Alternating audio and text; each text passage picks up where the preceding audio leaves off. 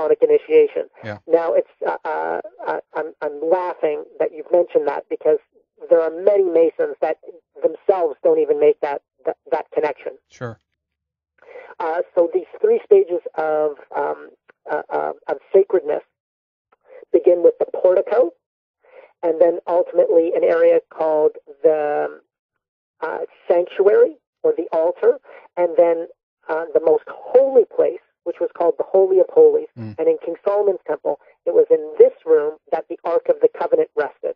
Okay. This fabled artifact that, is the discussion of stories like Indiana Jones and one of these things that has so much circulating about it that's mythical. Yes. But according to the biblical record, that the Ark of the Covenant, which housed the Ten Commandments and Aaron's rod and perhaps something else, was rested in this one room. Now, this one room was forbidden from all other temple personnel except for one person who would enter into that room once a year. And in the Jewish calendar, that time was called Yom Kippur, or the Day of Atonement. And so the high priest on Yom Kippur was allowed to enter into the Holy of Holies and there have, as it were, dialogue with the God. And it was only at that time that he would utter what's called the Tetragrammaton, or the four-letter name of God, Yud-He-Vav-He, or Yahweh.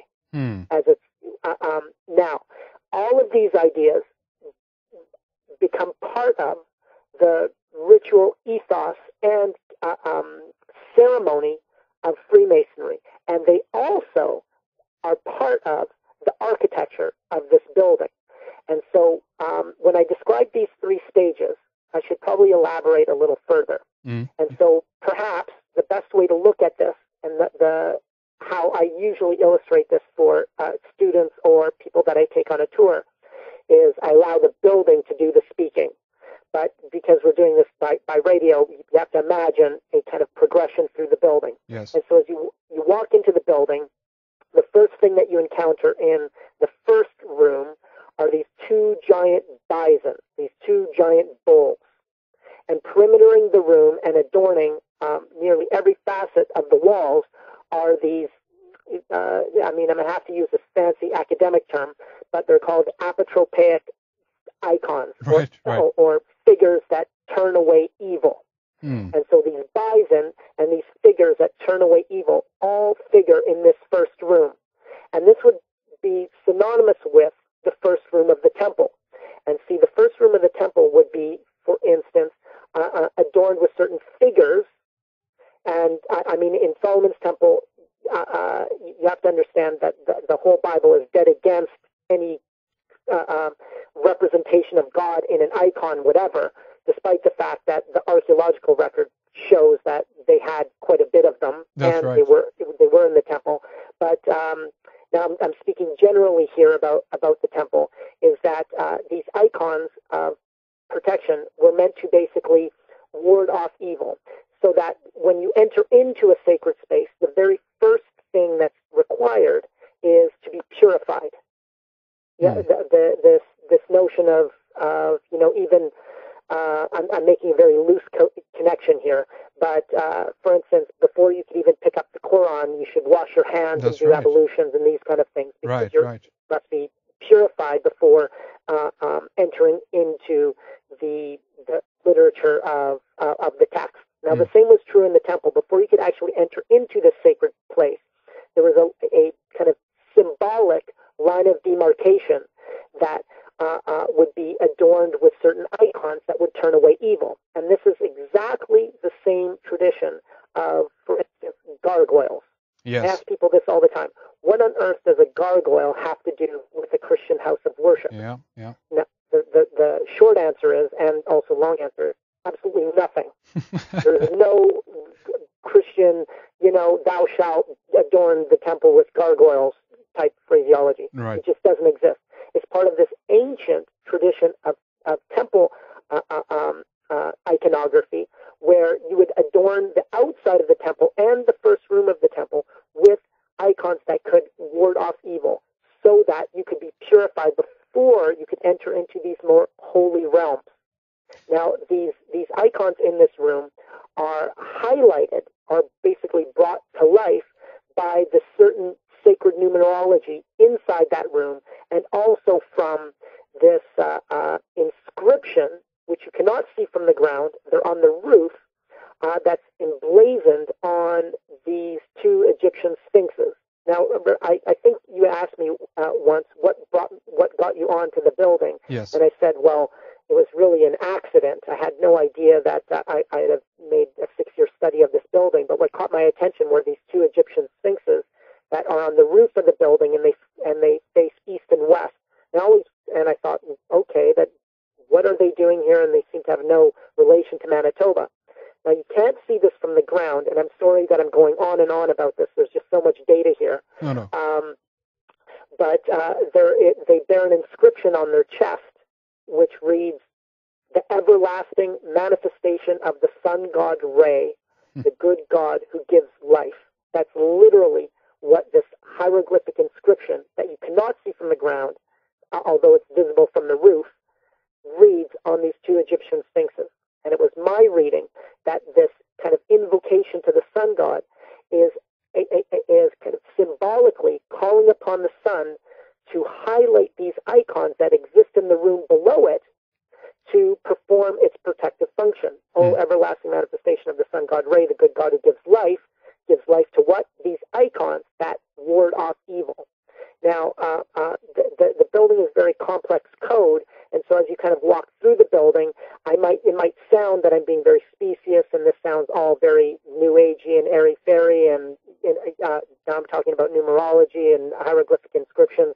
I think most people would kind of cringe at this topic, but the thing is that as you progress through the building, you realize that it just continues to go on at this level. If I had just a few kind of features in the building that seemed like there was something anomalous going on, or maybe something occult, then that might, cause somebody to go, "Well, that's curious." Yes. But the thing is that this building just continues at this really deep level of sophistication to show that something altogether different is going on. And just let me conclude with this one room by mentioning one very curious fact. Yes. The dimensions of this room that all of these icons are in, the first room of this temple, as it were, is exactly 66.6 feet in width and 66.6 feet in length. The architect merely writes on the drawings for this room, 666. Right. Now, I mean, immediately this conjures up all of these diabolical associations because of the reference to the Antichrist in the book of Revelation. Yes. But when you kind of go deeper beyond the surface of this numerological tale, you find that 666 has a very noble past, as it were.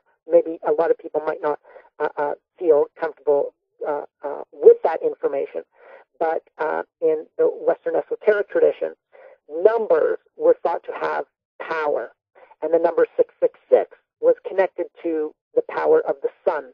Yes. And that simply because, and if you're familiar with works such as Cornelius Agrippa, who wrote a large segment on these kind of numerological formulas that you would inscribe on these things called magic squares or talismans, and that by using certain numbers on talismans, you can draw down, literally call upon the energy of the sun, the moon, Venus, by knowing what the number is of these planets. And so the number of the sun is 666 because if you add up numbers 1 to 36, 1 plus 2 plus 3, all the way to 36, those numbers all collectively equal 666. And it was thought that the sun is the ruler of what are called the 36 deacons in the heavens. This is what the Egyptians called them, these 10-degree arcs, which were each 10-degree arc was a god, a constellation in the heavens. And so the sun was the number 666 because it's the ruler of all of these 36 deacons that rule the harmony of the spheres, as it were. And so right in this room, not only are there apotropaic icons that ward off evil, but where these icons receive their power from, as it was thought in the ancient world, the Egyptians made great use of this,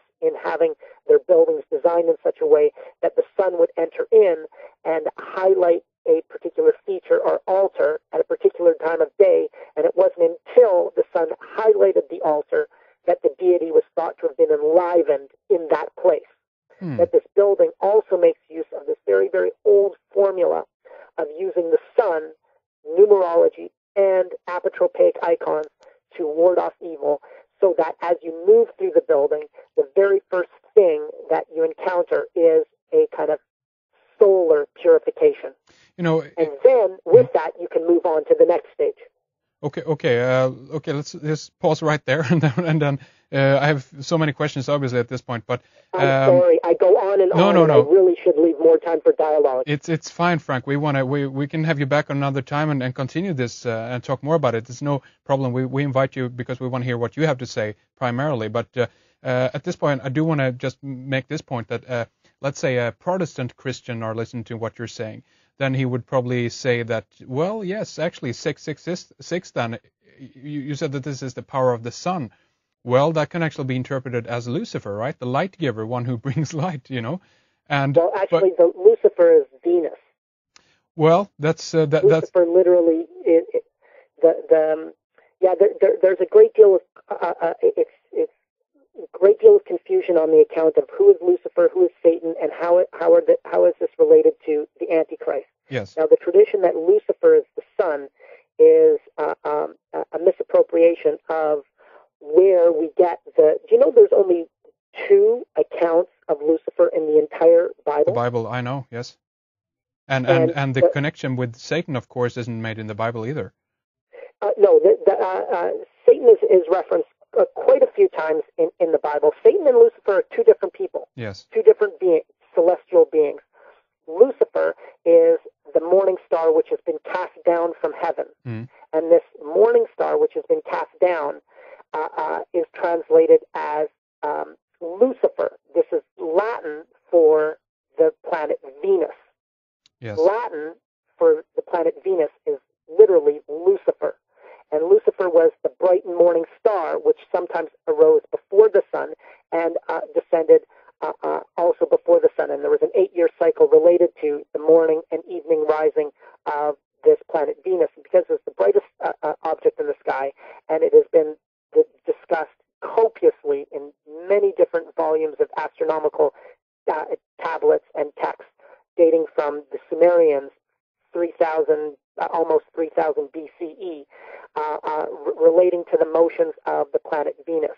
Now, in the lore of Venus as this light giver being associated with this demonic Satan is mostly a product of 12th century Christian scholarship, but it has really nothing at all to do with the history of Lucifer. Satan is an altogether different figure being altogether.